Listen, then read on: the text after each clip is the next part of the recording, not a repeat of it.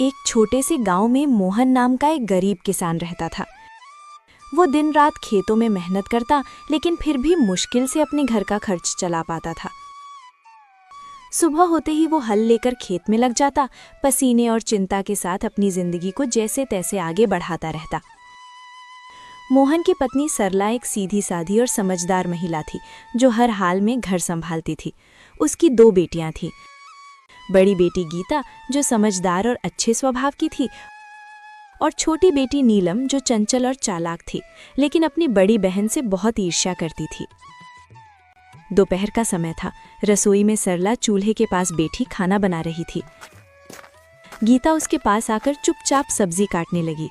गीता बेटा, तुम हर काम इतनी लगन से करती हो, सच में तुमसे घर संभल जाता है।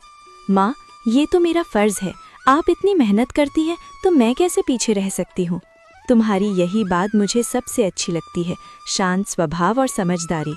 इतना कहते कहते अचानक सरला को ध्यान आता है, अरे नीलम कहाँ है? सुबह से दिखी ही नहीं। नीलम, ओ नीलम! सरला जोर से आवाज लगाती है। कुछ पल सन्नाटा रहता है, फिर तेज कदमों की आवाज आती है।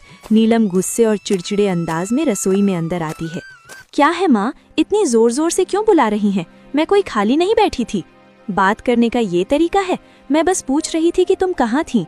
नीलम हंसते हुए तंज में, आपको मेरी क्या चिंता होगी, आपको तो बस आपकी आदर्श बेटी गीता की ही फिक्र रहती है। गीता, नीलम ऐसा मत बोलो। नीलम गुस्से में बीच में काटते हुए, आप चुप ही रहो दीदी, हर वक्त अच्छी बनने का नाटक मत किया करो। सबके सामने सीधी साधी बनती हो और सारी तारीफें भी तुम ही ले जाती हो।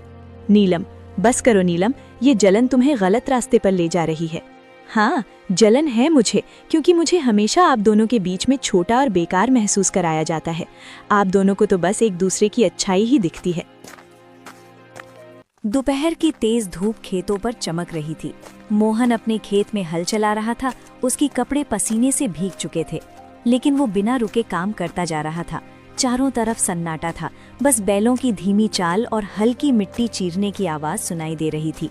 थोड़ी देर बाद मोहन रुका, अपने माथे का पसीना पोंछा और आसमान की ओर देखने लगा। हे भगवान, इस बार तो दया कर देना। हर साल की तरह इस बार भी अगर फसल खराब हो गई ना, तो घर चलाना मुश्किल हो जाएगा। बच्चों की जिम्मेदारी है, घर का खर्च है, कब तक यूं ही जैसे तैसे चलता रहेगा। वो गहरी सांस लेकर फिर आसमान की ओर देखता है। बस भगवान, इस बार कोई मुसीबत मत आने देना। बारिश समय पर हो जाए, फसल